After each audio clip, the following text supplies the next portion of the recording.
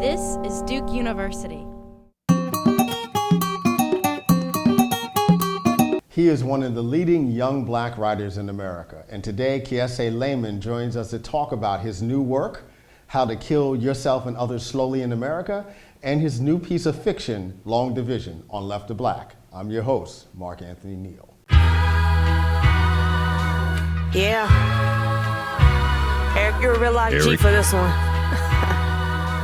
Yeah. Welcome to a new season of Left to Black. I'm your host, Mark Anthony Neal. We're here at the John Hope Franklin Center on the Duke University campus, and we'd like to welcome today our guest, Kiese Laymon, who is Associate Professor of English and Africana Studies at Vassar. But if you know who Kiese is, you know him because of these two amazing new books that he's just published, Long Division, a novel, and the provocatively titled How to Slowly Kill Yourself and Others in America, a collection of essays. How you doing, Kiese? So great, man. Thank y'all for having me. So let's talk a little bit about your backstory. You're from Mississippi. And when you talk about black writers from Mississippi, I mean, there's a whole history there. You know, I mean, we could go back just talking about Richard Wright. So talk about what it was like for you as this black boy who wanted to write, you know, coming out of some place like Mississippi. Well, you know, my mother had me when she was 19 years old. She's a sophomore at Jackson State University, and she eventually went on to teach at Jackson State. So I can't ever remember a time in my life when I wasn't surrounded by books, and more particularly like black Southern books. My mother wanted me to read a lot of the canonical stuff, but she had everything ever written by anybody black and literary in the house. And so one of the things that did is that it just made me unafraid and unintimidated by literature, you know, and it made me particularly like mad at what people then call canonical lit, particularly Faulkner. You know, I took it personally that I thought he didn't consider us when he wrote, and more importantly, and the most important thing is my mother's mentor was a woman named Margaret Walker Alexander. And so Margaret Walker Alexander, who's written so much, did so much for the Black Arts Movement, also wrote a biography of Richard Wright called Demonic Genius. And Miss Alexander used to come by the house. I would go by her house. And at the time, I didn't really understand who she was, how really magnificent and powerful and just wonderful she was. But she told me way back when, she was like, if you ever want to write, and you ever want to write critically, think about critically, creatively writing first. So she was like, if you have these problems with these novels, because I was having problems in school, she was like, think about how you would rewrite the books that you don't want to read. And so that, you know, that's just a blessing, man. Like, so growing up in Mississippi, I think is a blessing, but also being surrounded by so many books and so many incredible scholars at Jackson State University it's just a blessing. I mean, I know it's partially why I'm here. You know, I'm gonna go back for a second, right? Because, you know, the way that you just kind of described growing up, not a whole lot of kids could grow up with access to Margaret Walker Alexander. I mean, that's just an amazing story in and of itself. I mean, yeah, I think about someone like Tupac, and so many folks talk about how Tupac became Tupac in part because he was surrounded by all these Panther figures, you know, as a child. And you mentioned this, you know, in passing in the collection of essays about what it meant to try to translate your Southernness to a New York style. And you specifically mentioned Big Crit, Cassandra Wilson, you know, our man Charlie Braxton, who just simply never gets mentioned enough. Oh my goodness, man. You know, and then someone like Margaret Walker Alexander. I mean, talk a little bit about what it's been like for you trying to translate this Southern experience, this Southern blackness, and let's just be frank, this Southern big black boy blackness, right? you know, onto this national landscape in ways that folks understand what it is. Man, that's a great question. You know, I never think about myself as translating it, though. You know, I never think of myself as translating or as representing. And I even think that is a privilege and a luxury because I think of myself as one, talking to all of those people that you just named, right? Like Charlie Braxton just wrote this poem after reading How to Slowly Kill Yourselves and Others. And for me, brother, like, that's it. I mean, I don't even, you know, like my grandmother's proud of me, my mother's proud of me, but Charlie Braxton just wrote a poem about my work. And so I say all that to say, when you are surrounded by people that you know mean so much to your conception of the world, you create for those people with an understanding that other people are watching, right? I think this has a lot to do with what we consider audience. So I never think that I'm translating. I think that I'm trying to talk to people who came before me, people coming after me. But I am aware often. That's what I think is a great question. With particular paragraphs, I'm aware that certain people who might not be intimately associated with my home, sometimes I have to tease a little bit out. But I never feel like I'm translating or dumbing down necessarily. For instance, like that paragraph in one of the pieces I wrote where I go down the litany of like what the worst of white folks meant. Yeah. In some way, everybody I'm writing to knows that, right? Yeah. But like that's one of those performative paragraphs where I think I'm doing something for people other than what I would consider the audience that inspires me the most. And so like that's what I think is a really good paragraph. So I guess sometimes I am translating. I just never thought of it that way. I mean, I think of it as changing audiences within a piece. That's how I think of it. But I think translation might actually be a better way to think of it, actually. We're here with the writer, the author, the professor, Kiese Laymon, author of 2 new books, How to Kill Yourself Slowly, How to Slowly Kill Yourself and Others in America, right. A collection of essays, and also Long Division, a novel. I want to go back to a second to something you just mentioned, this idea of the worst of white folks. And you really talk about throughout the book, and it also comes up in your novel, about trying to navigate the world where you're dealing with a certain kind of white gaze on the one hand, but you're also dealing with the gaze of aunties and a grandmothers and a mother. And what they're really concerned about is how you're going to look to white folks. Right. So could you unpack for us a little bit this idea of the worst of white folks? Man, yeah. I mean, I can be specific. My mother and I were taking my grandmother to see our people up in Indianapolis once, and we went to the airport, and there was a white woman working behind the counter. I think it might have been Delta. And my grandmother, who is just, I use the word thick to talk about the fictive grandmother in my fiction. And my grandmother, to me, still, even though she's small and she's very small, is the like thickest woman I've ever met in my life. She's beautiful. She's the smartest person I know. But in that moment, man, I watched my grandmother change how she talked, change everything about herself. She literally got smaller. And I remember my mama saying, "Mama, why would you do that? Like, you don't need to do that for white folks." And then and my grandmama went off, right? She flipped back and she said, "Mary, please, blah, blah, blah, blah." And she's like, "You just let the worst of white folks drive you crazy." And so and this is when I was a kid. And so I thought about it. And that's one of the things that, I mean when I talk about the worst of white folks is that, and it has to do with specific people, but it also has to do with particular kind of entitlement that I think as Black Americans, we often really, really, really, really, haven't reckoned with, right? We haven't reckoned with like what we mean in this country, what Blackness means, but we definitely haven't reckoned with what the worst of white folks can make us do. And when I saw it in my grandmother, and this is again a woman I would never think at the time would change herself for anyone, much less someone working at Delta. I was like, this is big, man. This is huge. And then you start to see it everywhere. You see it in your life. You see it in the way your mother talks to her Black friends. You hear it when you listen to these Black conversations with my mother and her friends. I would hear it. And then you just look around my state, and it's just, it's everywhere, man. But the problem is not just that they won't reckon with it. The problem is we don't reckon with how we in turn embody the worst of white folks as Black Americans, I think, too. Many readers have had the chance to read your work in Gawker. So I imagine they're not surprised by the essay collection, right? But then there's your fiction, right? And just the premise of young African American folk climbing into a hole in the forest and time traveling between 2013 and 1964 and 1985. And I just want you to go through what that conversation is like with a publishing house, with an editor, with an agent, which in their mind, and some of these folks are really good-hearted and wonderful, but in their mind, they have an idea about what the complexity of Black art should be. Right. And when someone throws a wrench into that, it's like everything just falls apart for them. So talk a little bit how you got to the point of being published by a Gate Bolden, as opposed to where the book might have been someplace else. Man, I'll be short because it's a long, terrible story. But I'll be short. I went to MFA school. I was an MFA program at Indiana University. I was just about to go into a PhD program to get a degree in English lit.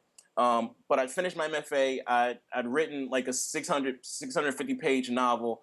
And then I got a job at Vassar. I took a job at Vassar particularly because I thought I needed to be closer to New York because of the publishing houses and the agents. So, but I came here with a big book. I got a powerful agent about a year after that, and the agent thought the story was really great, and we came really close to placing it with a few really big houses, and then last second it would fall apart. So at that point, I took the book back. I told that agent, thank you. I just wanted to do some more work on it. And about a year or so after that, I signed with what at the time was the most quote unquote lucrative black press in the country. My editor there eventually left. Just my editor was black. My editor left and went to another like much more famous press. Went with the Penguin. And my book was still stuck over here at this black press, and I was cool with it. I just wanted the book to come out. Yeah. And then she was like, "You should come over here where I am. I can get you more money for one book than you have for the 2-book deal over there." I went over there, and as soon as I went over there, and I respect this editor immensely, but she said, "I want you to write this book now for 6th graders," and I was just like, I love revision. I love revision, Mark. I love revision. And I tried. And at that point we did something we shouldn't have done. Like my agent started trying to sell the book to other publishing houses while it was technically with Penguin. And one of the things that happened were people, for intents and purposes, were just like, there's no audience for this. And the whole time I knew I had a slew of essays that I was going to put out. I knew I was going to try to create a brand. I knew I was going to try to create an audience for my work if I had a pub date. But I could never get a pub date when I had the book at Penguin. And part of that is because she would say the book wasn't where it needed to be, and I completely understand that. But I don't understand is her obsession on my taking out what they called racial politics. And literally, like saying, you don't need to you got to be real careful with Katrina. I'm from Mississippi. My people were destroyed by Katrina. Like, right. So anyway, look, but what's interesting is that the reason that I got out of that deal, man, and I was just like, I don't know what I'm going to do now, because I was sitting on a lot of work. I was sitting on work that I wasn't going to release until I had a pub date. So a lot of these essays you're reading are things I've been working on for a while. But the reason I went with Agate Bolden is simply because Jasmine Ward published her first book, Where the Line Bleeds, with them. And so I figured if there's an independent press that understands the work of Jasmine Ward, who had just won the National Book Award at that point, and Leonard Pitts, an incredible columnist. Right. Yeah. So I thought if you get him, you probably can get me. And so, they were just like, are you serious? You're coming to us, you want to be with us? And I was like, let's go, let's do it. And writers always say we're going to make history. But I was like, yo, we're going to make history, man. Like, there's an audience out there for this. And, they were like, yeah, right. But we did it, So far, we've been doing a great job so far. Many cats, sit around thinking, damn, I'd like to drop both a novel and a collection of essays, like within a month of each other. I mean, that's like, the writer's wet dream, being able to drop 2 books at a time and have these books get traction in a kind of way that folks are reading the novels like, oh, damn, I got to read the essays, or are familiar with the work in Gawker and then reading the essays like, oh, damn, I got to read the novel. Right. I mean, is this something that you expected? I mean, there's a way that particularly our generation, this hip hop thing, where we all expect to be stars. Like the first time we see Rakim or Big Daddy Kane on television, in our mind it's like I'm gonna do that shit, right? But are you surprised so far by the kind of attention and success that you've had? Man, you know what? That's a great question. People don't really ask that question. I'm gonna tell you the truth, man.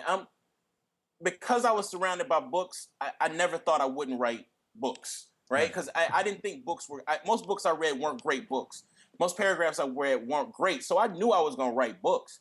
I mean, I wanted to MC early on, but I knew I was going to write books. So one thing I didn't know is that I didn't know that I would get so much love from people who have inspired me. And I never made a way for that in my imagination. I never thought that, you would say that you like the books. I never thought Dream Hampton would say she likes whatever. I never thought Boots Riley.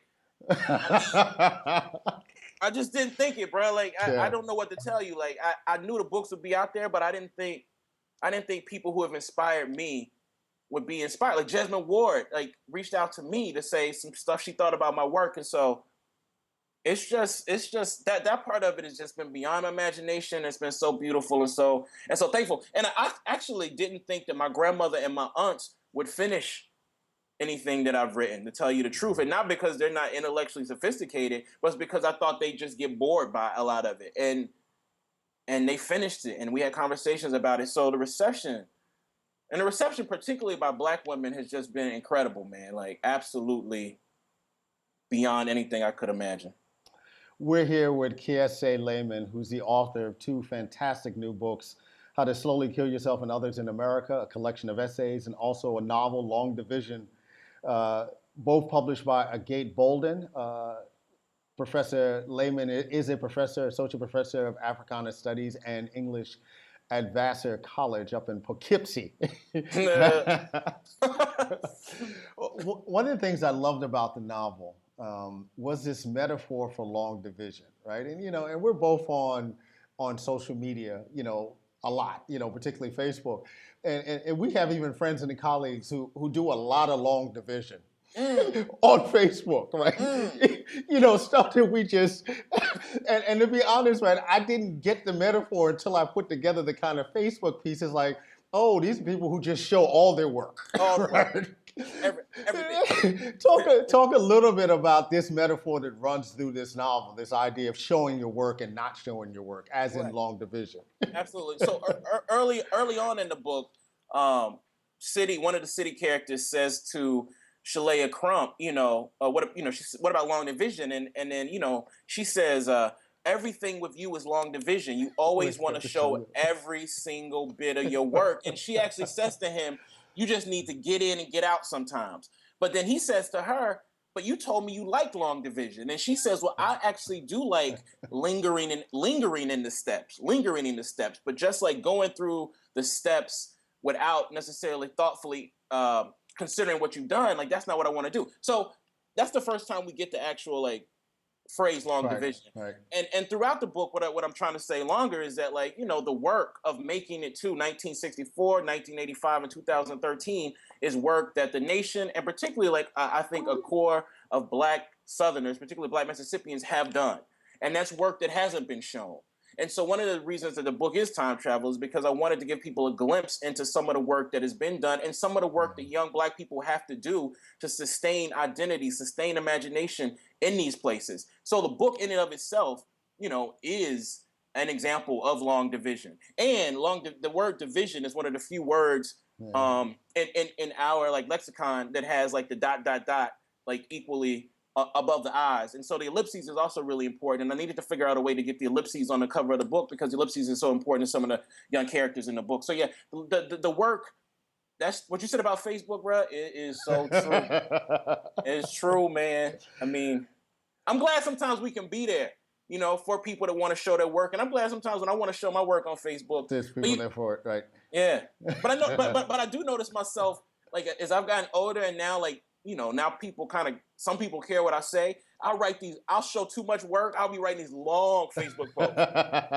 And then I'll just be like, I got to erase, I can't show all that work. Yeah. Tell me, how much fun was it to go back to your 1985 self and write that world into a novel? And you know what? Lester Spence asked me this question when I was in Baltimore, and the city characters are he's older. In '85, I wasn't 14. I was younger than that. Yeah. So what I had to do was I had to think about the way I perceived boys and girls who were 14 and 15, how they talked. I had to talk to people. I had to go back and listen to a lot of the music that we were listening to, and what I want. I mean, I've gone through so many revisions of this, and initially the book was all 1985. Okay. And then when I cut it, and I cut 1985 substantially, it hurt, one, but two, I just figured that's work I can use somewhere else, man. And in 85, because I didn't want to do what a lot of other things have done successfully. I didn't want to explicitly talk about crack in 85, right. Because that's been done so well. Right. And I didn't want to explicitly make it all about hip hop, though hip hop influences a lot of these Southern rural characters in particular ways. And I didn't want to make it too much about where's the beef, or clever saying. I didn't want to do all of that, not because that's whack, but because it's just been done so well. And I think if I could go back and do this book over, I would the sections I would redo the most would be like the 1985 section, just because I don't think it's rich as it should be, truth be told. There are some subtleties too. It's like when the 1985 character is in 2013 and he keeps remarking, why everybody walking around with these big drinks? Right. It's like, because, you think back to 1985, the idea of walking around with a big gulp, some 32-ounce drink is like, you can't Crazy. even imagine anything like that. Crazy, man. I mean, and oh man, I'm so yeah. So for me, there are tons of little details like that, but you never know if people latch onto it. But the big drink, like that's me. That would blow my mind. And the big TVs and the humongous TVs in houses. My grandmother, we grew up in a shotgun house up on cinder blocks, right? Tiny house. And my grandmother had a nice stereo, but we didn't have like a nice TV. But now, when you go back home to Forest, these houses are, they're crumpling in on themselves. But you go in there, bro, you watching surround sound, 40, because people doing that rent to own thing, man. And it's, people taking advantage of our people and our communities. Right. But it's true.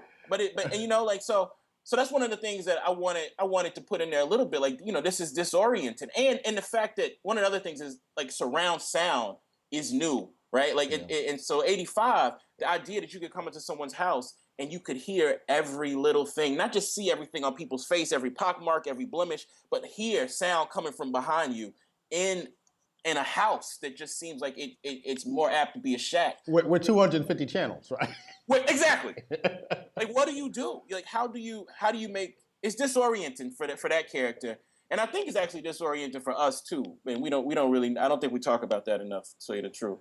There is in your collection of essays a series of letters that are written between yourself, Michael Denzel, Marlon Peterson, Kai Green, Darnell Moore.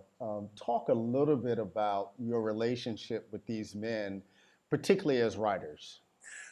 Man, that makes me smile, man. So, I respected the work of Darnell, Michael Denzel, and I didn't know Kai at the time, but I respected those brothers' work. And when I say respected, I've said this to them, I felt like when I read their work, and when Marlon, with Darnell, when I'd seen his YouTube stuff, I felt cared for in a particular way that I didn't feel cared for by a lot of literature. And so Darnell reached out to me, and he, with the essay he wanted to run in the Gawker series. I loved it. We worked together on it. We ran it. Michael Denzel reached out to me for an essay he wanted to run in the Gawker series. Absolutely adored it. We ran it.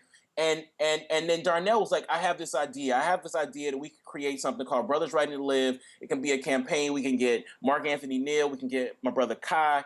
And we can just get a lot of brothers who are interested in doing the hard, exploratory, reckoning work of thinking about, really gender, femininity, masculinity, where we are in this country. But more importantly, we want to use the expository, the epistolary form to connect with each other. And I was like, let's do it. But I said, you know what? I got this brother that we should bring into this. And he's this brother who just got out of prison, Marlon, because Marlon and I had worked on a lot of youth initiatives up here in Poughkeepsie, because Marlon's just doing everything in Brooklyn to stop people from killing themselves, right? Like, the young people, that's his work. So we connected. So what I did was I brought Michael Denzel up here, I brought Darnell here, and I brought Marlon here. Darnell and Michael and I had already written our letters, so I gave them to Marlon. I was like, I want you to respond to these. And we did it here in Poughkeepsie and Vassar. And as you see, man, and as you've been a part of, like, ever since then, it's just been a humbling experience. It's just been a really humbling experience. So yeah, one of the things that I love, and I feel like it's a bit risky about the group, is that so far it is all, people who identify as men working together. And I've just been taught to always be suspicious of men working together, of men working together exclusively. But I don't think, I don't know. And I think that's one of the questions that I have for you. Like, do you feel that it's exclusive or risky at all? For me, I think it's important that we make the space to be able to do this kind of work. I think about the work that we did over the summer with Esther Armah as a great model for the way that we can also collaborate with women on projects, but at the same time do the thing that we're doing, which is very unique, I think, at this particular point in time. That's a great answer. That's okay. That's what I think now too. That's a great answer. You're watching Left of Black. We're here with Kiese Laymon, who's the author of How to Slowly Kill Yourself and Others in America, a collection of essays. Also a new novel, Long Division, both published by Gate Bolden. The one last thing I want to talk about with you, there are lots of laugh out loud moments in both of the books. And the one that really stood with me, and literally I was reading it this morning, when you're in Pennsylvania and for the first time having this intimate contact with what you would describe as working class, working poor white folks, and the family that has these kids, and the one kid that comes into your house and you have the magnetic letters and you go on and on about how dirty and muddy their hands are all the time, and you spell out on the refrigerator, wash your hands and your face. And the kid's looking at you going, I can't read this. It's terrible, man. Can you talk just a little bit about, and it comes out again in both of these books, just the absurdity of how race is lived in this country at this point in time. I think part of your genius, Kiese, is the fact that you do navigate the absurdity of all of this with such a sense of humor. Right? And it's not just a guffaw laughing, right? There's a real both smartness and darkness to the humor. Right. But when all is said and done, some of this shit is just funny. It's just funny, man. I mean, can I just talk that particular? That's one of the most. I don't ever think I've laughed in a way that I call evil in my life, but like when that young white brother who was looking just like my grandma would say mangy, just was like he's like, and the way he said it, Mark, was like it's not just it wasn't like I can't read. He was just like I can't even read. Nope, I can't even read.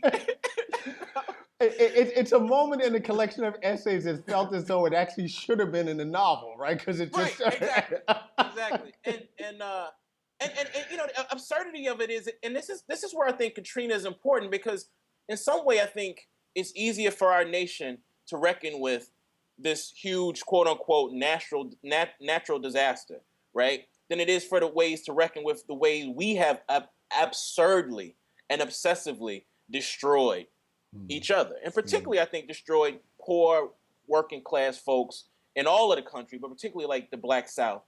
I mean, it is absurd. And so, you know, you see a lot of people now doing stuff with the Klan hoods. You know, Tarantino tried to do something with it. Other people are doing clever things with it. But it's beyond that, man. I just think if we look at the way race is employed, the way we embody it, it's just beyond absurd. This shit, like when I was in Pennsylvania, the fact that this scrawny white dude with what I call a shag, and then they taught me that it was called a mullet. Right? But this mullet could look me in my face and think that I was gonna be happy when he was like, "You're different than your kind." And you know, you know, people say shit to you and then they pause and they want you to be like, "Word for real? Like I'm different than them niggas?" Like, and I was just like, that shit. But that's race. Like that's where we are, man. And meanwhile, your son, who is very tall, like he should be learning, he should know how to read, is like gleefully telling me he can't read, and I'm just laughing at his face, and it's just so absurd, but it's just real. Like, that shit is not even so real. But one thing I want to say also, Mark, is I'm glad that you you know, when you write things, you never know if other people are gonna think that they're comical, right? And you don't want to like. Yeah. I'm not a comedian, so I don't want people to just be laughing at me, but I just think some of the shit that happens to characters, to real life, if you render it effectively, it's hopefully going to create a particular kind of laughter, which, as all the comedians have told us, can serve as a lubricant for a lot of other things. We've been joined today by Kiese Laymon, Associate Professor of English and Africana Studies at Vassar, the author of 2 new books, Long Division, a novel, and How to Slowly Kill Yourself and Others in America, a collection of essays. It's been so great to have you on, man. I'm hoping this is the first of many times. Hoping to see you down here at Duke sometime soon, and we can do this in studio and really cut up. All right.